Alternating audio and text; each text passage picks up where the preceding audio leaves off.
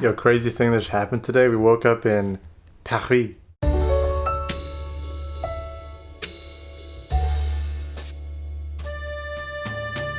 It's true. We slept 10 hours. Like, we didn't sleep for 30 hours straight. Oh, it felt so good. That sleep hit different. It hit different. Check this out. That stereotypical image where you see random people just carrying baguettes and chewing on a baguette while they walk around in France.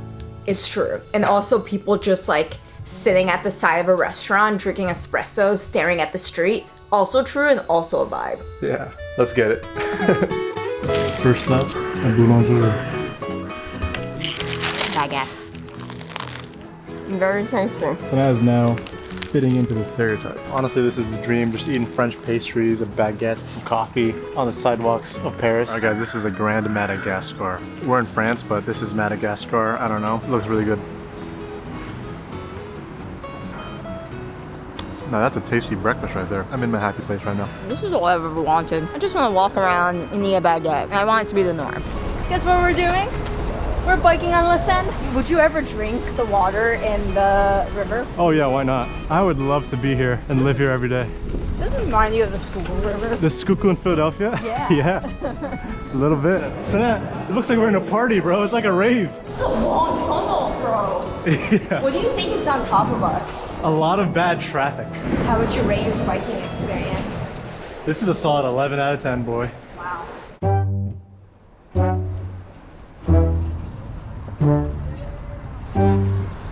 Which one do you like, sir? We're next to Eiffel Tower.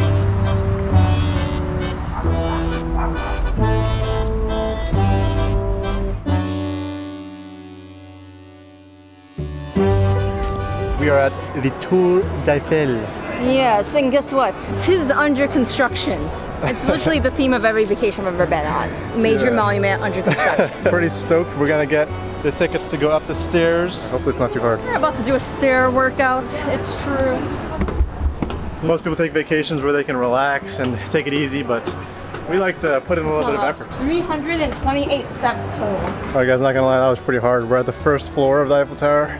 I am sweaty. Very sweaty. And so that's I got my baguette still. all the way to the top. That's the mission. Technically, all the way to the second floor, and then you have to take an elevator. Here's the view so far. Alright guys, we made it to the second floor. Still Yeah, we did. very sweaty. Barry's like actually dripping, like disgusting. It's all I good still though. got my baguette.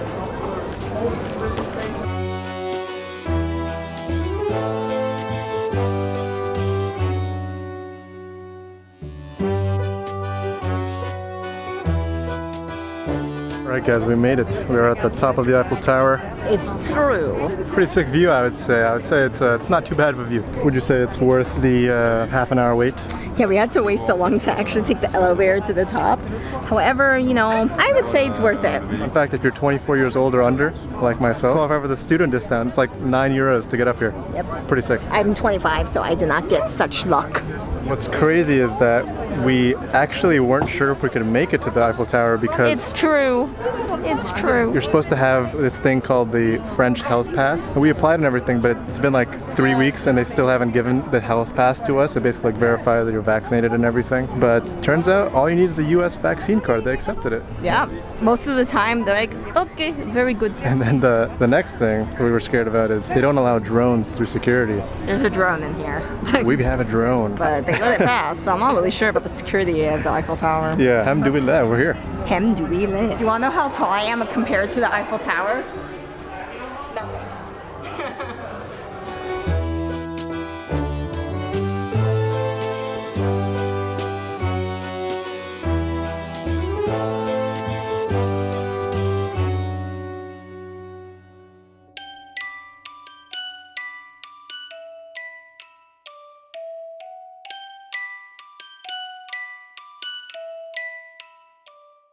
You know what I've realized being in France for a day and a half now is that a lot of people look like Timothy Chalamet. We're just walking around and you just see like these skinny white dudes with curly hair. Something interesting about France is the amount of bikers. There's a bike sharing service called Velib. It's just like these stations of bikes. You can drive it anywhere you want and drop off at another station. There's so many of them. Let's see how many steps we got today. 5 miles of walking, 10 miles of biking. We out here. Check out how beautiful this place is.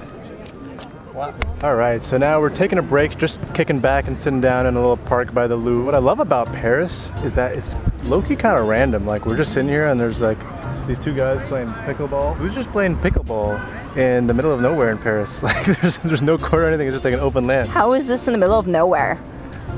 Well, I mean, like... This guy said in the middle of nowhere in Paris. This guy's never heard of a major city. My favorite part about Paris isn't like the tourist attractions, like going to the actual Eiffel Tower or the Louvre. Like, it's enjoying like just like the people and the architecture and just like the city itself, which I really like. Hope we get to do a little bit more of that tonight. Some other random things that we saw today were some kids just go-karting around this random field near the Eiffel Tower, and I'm like, what's going on? It was just like a loop, like a standard like O, just over and over, and I'm like, and what I would say I really like about Paris is really just the vibes. People are really into picnics here, eating those baguettes, biking around, like just enjoying life. Like everyone's just relaxing and taking life slowly here, which is very nice. And you don't get a lot of that in America. So we're out here in the 10th arrondissement. We've seen a lot of Paris at this point, and I must say the architecture lives up to the hype. It's quite beautiful. Right over here we got some water.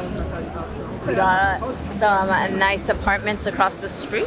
We also have an amazing smell right now, like just a combination of all these street food. Like it smells right. I'm also very hungry. It's good. It's good to kind of, you know, soak in, feel in the sights a little bit. Yeah, but if you're hungry, then we don't know. Lunch was a little bit of a miss, I must say. The waiter, mid-meal as we're eating, he comes up to me, like hits me on the shoulder and says, Peekaboo! Peekaboo! He says peekaboo. And we're like, it sounds exactly as how weird it really was. Like, there was no context. It was this waiter. did it. I was like, is this what France has to offer? I don't know. We'll see what dinner's like today. Okay, guys. So what happened was we had a place in mind for dinner. oh man, when we went there, there was a very nice owner, and what he said to us, you have reservation? We said no. And then he said, I am fully booked out. Oh my god. Yeah. It was 8:45 at this point. We're starving. We're like, Yeah, it was this restaurant called La Garande, something like that. So, you know, something French. You know it's legit when you can't pronounce it. You know, my friend from work recommended it. We were hyped. So what did we do? We just walked around until we found a restaurant and just picked something. We didn't even have our phones with good data. We couldn't even like search for places. We just picked a random spot. and it wasn't that good. It was not that great. That's some LE, folks. You gotta make reservations. Even though the website for the restaurant we're going to said we do not take reservations. Now I'm looking up places to eat at for breakfast and lunch tomorrow because I'm playing no games. That's the important part. Every mistake you make, you gotta learn from. Otherwise, you're just gonna be making more mistakes for the rest of your life. Tomorrow, we still have a good amount of the day in Paris, and we have horse riding planned. So we'll see. But in case that doesn't happen, see you guys next time. Peace and love as always.